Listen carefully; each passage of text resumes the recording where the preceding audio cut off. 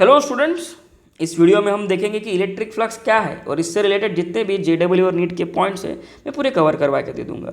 तो सबसे पहले तो इलेक्ट्रिक फ्लक्स एक्चुअल में क्या होता है, इसके लिए मैंने अलग से वीडियो बनाया है। ओके, अब इस वीडियो में सिर्फ मैं पॉइंट डिस्कस करूंगा कि इलेक्ट्रिक फ्लक्स से रिलेटेड नीट और जेई की जितने पॉइंट हो सकते हैं वो मैं पूरा डिस्कस कर लूँगा। सबसे पहले इलेक्ट्रिक फ्लक्स को दिखाया जाता है लीटर 5 से। इलेक्ट्रिक फ्लक्स क्या होता है बच्चों? इलेक्ट्रिक फील्ड और सरफेस एरिया यानी कि डीएस इसका डॉट प्रोडक्ट होता है। अगर मैं इस डॉट प्रोडक्ट को हटा दूं तो क्या लूँगा मैं?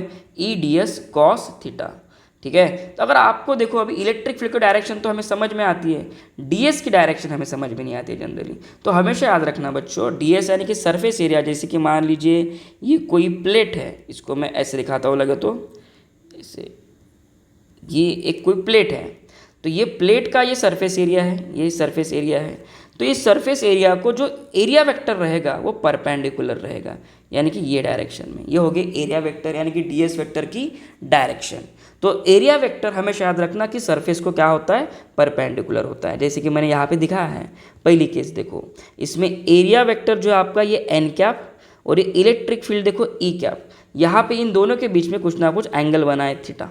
ओके, तो मैंने लिखा है electric field is E D S cos theta. Second case में देखो, इलेक्ट्रिक फील्ड की डायरेक्शन देखो और सरफेस एरिया की डायरेक्शन देखो सेम है, तो यहाँ पे थीटा कितना हो जाएगा बच्चों? 0।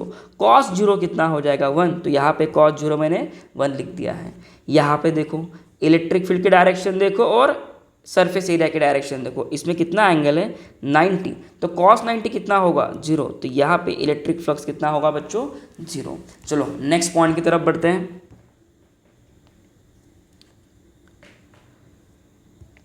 अब नेक्स्ट पॉइंट क्या कहना है, देखो जैसे कि मान लीजिए आपको एक स्फीयर दिया गया है और इसके अंदर एक चार्ज रख दिया है, आपको इस चार्ज में से कितना फ्लक्स बाहर निकल रहा है ये निकालना है।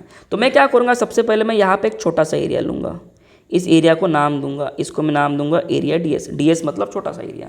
तो इसमें से जो इलेक्ट्रिक फील्ड जाएगी उसे मैं नाम दूंगा ई। ओके, लेकिन यहाँ से जो फ्लक्स जनरेट होगा उसे मैं नाम दूंगा डी फाई। डी फाई मतलब बहुत स्मॉल फ्लक्स, तो मैं डी फाई को लिख सकता हूँ ई डी एस कॉस थीटा। लेकिन अगर मुझे टोटल फ्लक्स चाहिए, क्या चाहिए? टोटल फ्लक्स, तो मैं इस टोटल फ्लक्स को यानी कि फ्लक्स को इंटीग्रेट कर दूंगा, चलेगा? वही ये पॉइंट में दिया गया है। देखो पढ़ो इस पॉइंट को कि फ्लक्स जो है आपका वो दिया ई D S cos theta.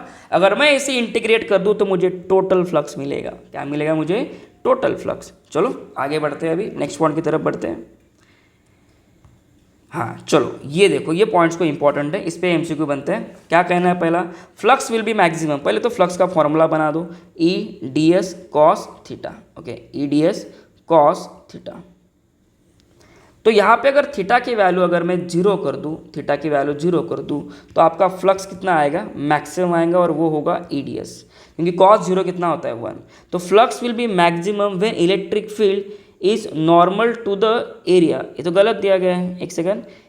Flux will be maximum when the electric field is normal to the area. नहीं, अगर ये एरिया है, अगर इसको इलेक्ट्रिक फील्ड नॉर्मल दे दूं मैं, तो इनके बीच में एंगल 90, तो कॉस 90 0 होगा। नहीं, ये पॉइंट गलत दिया है बच्चों, इस पॉइंट को गलत लिखा है, मत लिखो इसको।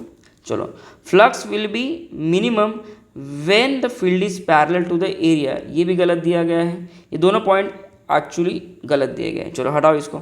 For a close surface outward flux is positive and inward flux is negative. देखो अब क्वेश्चन सॉल्व करते समय आपको दिया रहेगा कि किसी बॉडी में इनवर्ड फ्लक्स इतने हैं।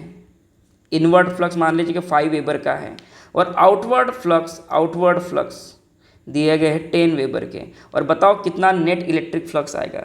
तो हमेशा याद रखना आउटवर्ड फ्लक्स को पॉजिटिव लेना, यानी कि अगर नेट फ्लक्स की मैं बात करूँ तो आउटवर्ड को हमेशा पॉजिटिव लेना, आउटवर्ड दैट इज 10, इनवर्ड का निगेटिव। तो आंसर इज 5 वेबर का इलेक्ट्रिक फ्लक्स उसके अंदर आ रहा होगा, ये कहना है। इसका मतलब क्या है? Inward and outward electric flux हो सकता है कि यहाँ से कुछ चार्जेस इलेक्ट्रिक लाइन्स ऐसे बाहर जा रही हो, और कुछ इलेक्ट्रिक लाइन्स हो सकता है कि अंदर आ रही हो। तो इसलिए फिर कॉन्सेप्ट बनता है इनवर्ड इलेक्ट्रिक फ्लक्स और आउटवर्ड इलेक्ट्रिक फ्लक्स का। ठीक है, तो ये पॉइंट तो काफ़ी आसान था। तो इस लेक्चर में तो मैंने इतनी पॉइंट कवर करवाए थे जो आपके लिए इंपॉर्टेंट है एंट्रेंस से क्वेश्चन सॉल्व करने में। अगर आपको कोई एडिशनल पॉइंट मिलता है तो प्लीज़ आप मुझे कमेंट सेक्शन में बताओ, सो दैट मैं आपको वो पॉइंट एक्सप्लेन कर सकूँ। Okay everyone, so thank you so much for watching this video. Bye everyone.